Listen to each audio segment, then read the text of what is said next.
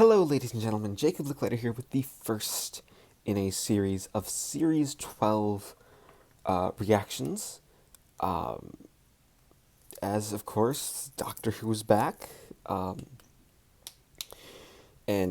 discussing Series 12, starting today with Spyfall Part 1. There's probably going to be spoilers in this video because I don't think I can really talk about it without discussing spoilers.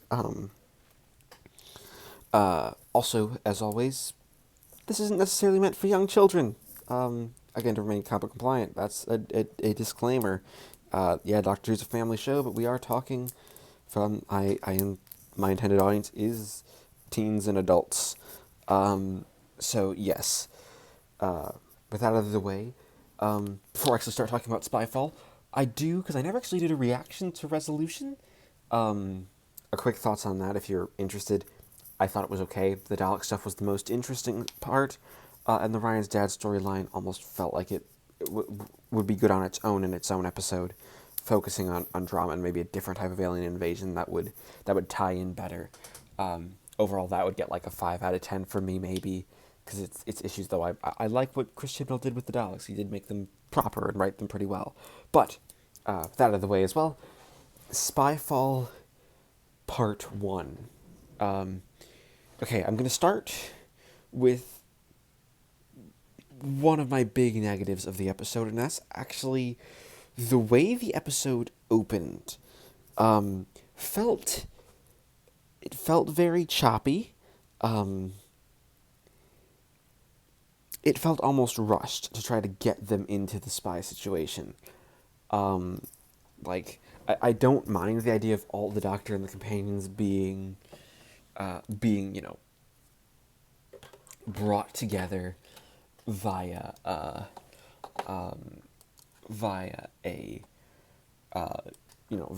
just a MI6.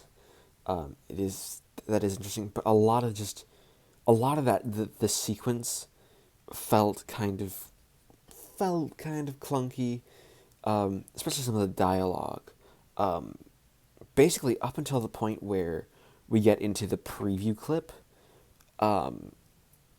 that's about where it stopped being clunky, and it felt more,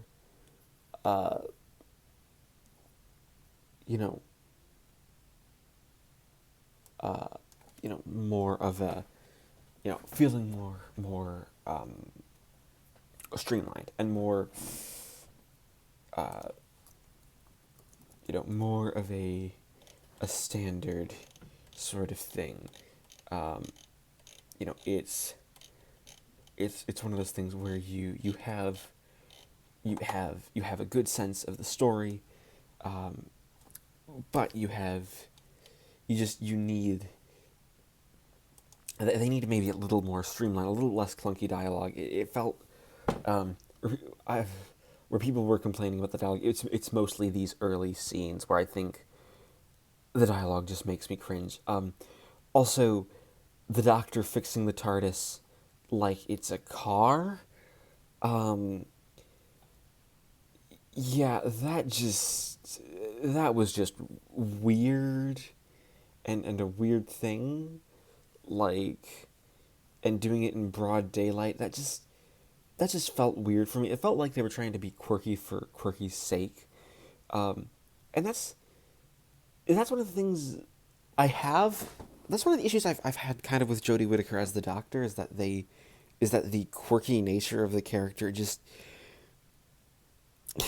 it doesn't work always, because I feel like it works on haha, this is so random, aren't I funny, which kind of works, but it's not consistent in just the randomness.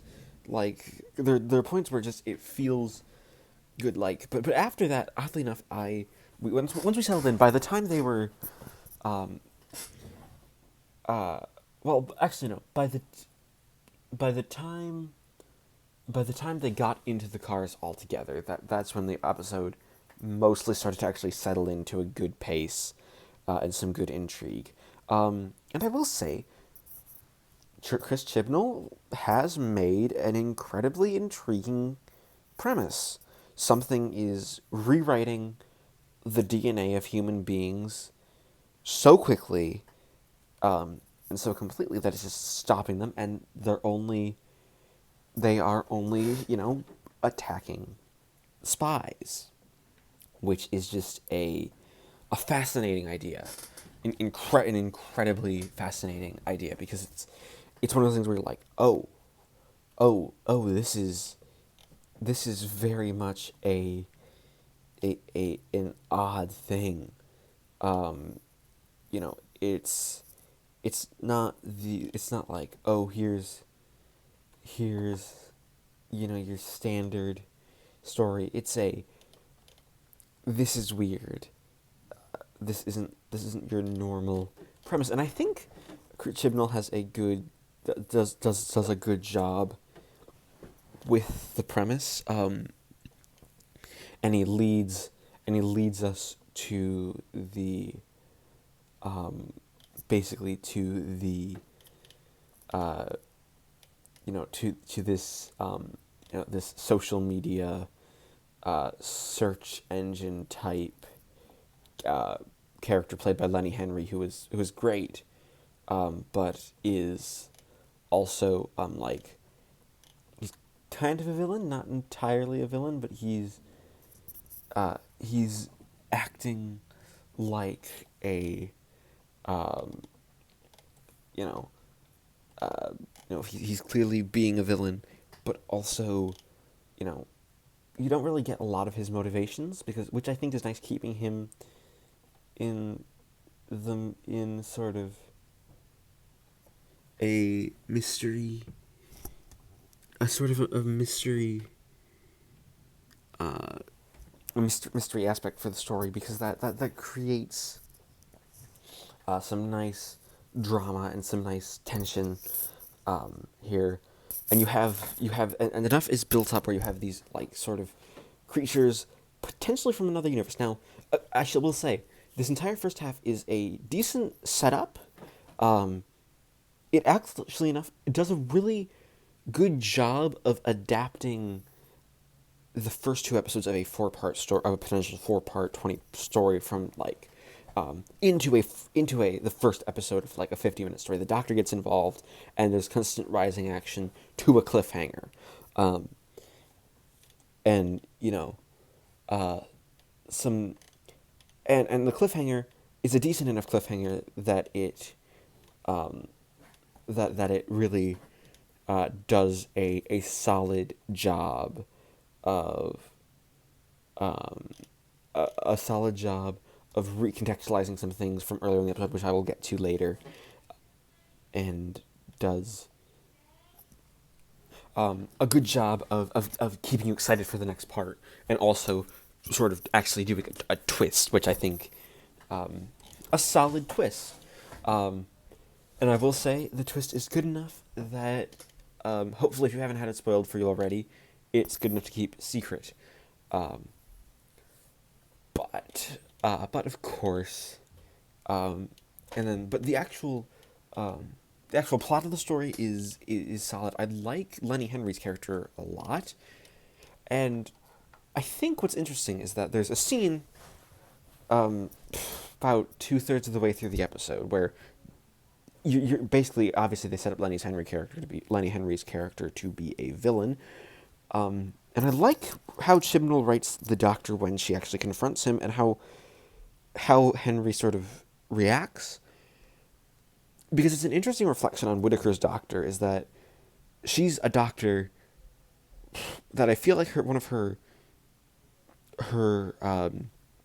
defining characteristics is actually a touch of rashness. She seems to be the one being like, right, I'll stop you. I will be evil. Not sort of in a Colin Baker way, but in a way for justice, because Colin Baker's rashness was much more, was a bit more, running into danger. This is more, maybe giving herself up, relying on her reputation a bit more. And the way Lenny Henry's character reacts to that is great. Like, almost like, okay, who is this crazy person? Because, that's that's just a weird thing. Like, why? Okay, crazy person, why are you talking to me? Like, what is this? What are we having because of this? Um, something that is very, very different from, you know, standard a standard doctor, and I think it does a good job of definitely changing things. Um, Now, after this, I'm going to go into a little more spoiler in depth. I will also say before we actually get into spoilers, Yasmin Khan. I actually really enjoyed her in this episode. Yeah, no, Chibnall has listened to feedback and given her stuff to do. Uh, she has an interesting relationship with, with Ryan.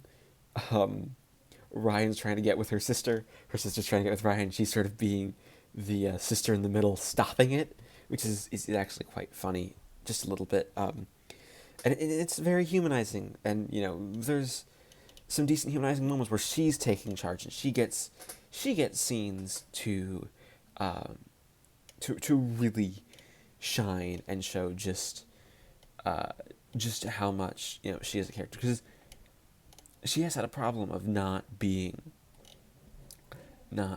an interesting character overall.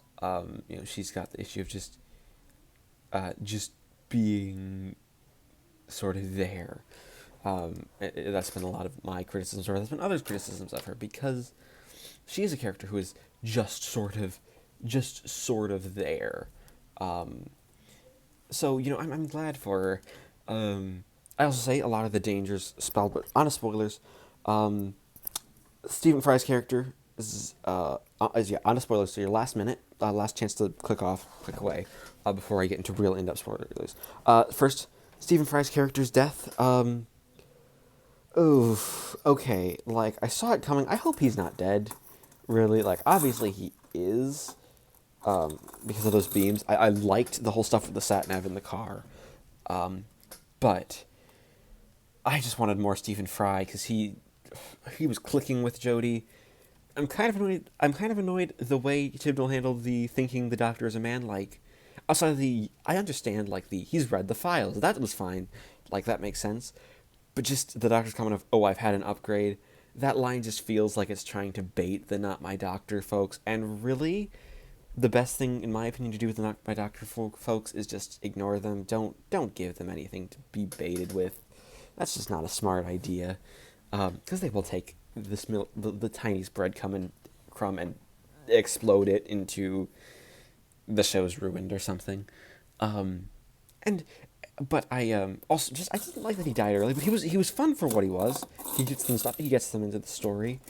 I'll also say Sasha Dawain's character, okay, obviously the big reveal is that he's playing the Master, and I had it spoiled for me. I did, which kind of annoyed me. But bravo Chibnall for keeping it secret. I only had it spoiled because I'm living in the U.S., obviously, so I didn't get to see the until after it aired in the U.K. Um, but the the entire episode just was like, no, I'm not happy with this. I liked his character. Chibnall did make him a likable character, and going back through, even knowing the twist, there are a couple of things where you can tell he's acting like the Master, trying to sow little hints of discord in between the TARDIS crew. So they don't necessarily work, because he gets foiled by the Doctor coming to the room almost every time. But they are there, and I think that was a little clever. Though when he revealed himself as the Master, oh, he then started to just. I don't. They're pulling a John Sim. That's basically how I feel about it, and it's not good. I think maybe in the next episode, hopefully he tones it down, because even by the end of his scene as the Master, he seemed to tone it down a bit, because the giggling, the jumping around, clapping his hands, it doesn't feel like the Master, because the Master is supposed to be a cool, calculating Moriarty to the Doctor Sherlock Holmes. Um, like, I like, and though I did like tissue compressor eliminator, we finally got that back because I'm sorry, New Who. Why did you have to invent a laser screwdriver? You could have just used the tissue compression eliminator, and and Missy didn't use it on TV, and it was just like it's nice to have that back. A nice little blast from the past, and I liked the cliffhanger. The cliffhanger with the bomb. The cliffhanger just kind of builds the threat, and I did like that the idea that we're dealing with parallel universes, which is something Doctor Who's done before, but never that like obviously with Inferno and then Rise of the Cybermen and the Age of Steel. So, but I like the idea of a parallel universe invading ours, which had only really been done, I think, in one of the Face of the Enigma by David A. McKinty. Because a lot of this actually feels like something David A. McKinty would write, and that is kind of a good praise because I generally like McKinty's work. And the music by Sega Nakanoa is great. Overall, a good start. Again, my problems are the clunkiness of just the opening, like maybe first 10 minutes is just first 10 minutes are just outright not good. I didn't. Also, Jamie Stone, the new director, I think he's fully credited as like Jamie Magnus Stone, but he's a good director. I liked his stuff. He makes it feel very cinematic, very 1960s James Bond, which is the tone that they're going for. And I think it's a nice homage. I'll say it's definitely a good start, and it's definitely promising for what's gonna go further on, in the story. It'll be interesting to see what this Sunday brings. I'd probably give this part one a 7, maybe a 7.5 if I'm feeling generous. But definitely a good opener, and it's hopefully promising for the rest of the series.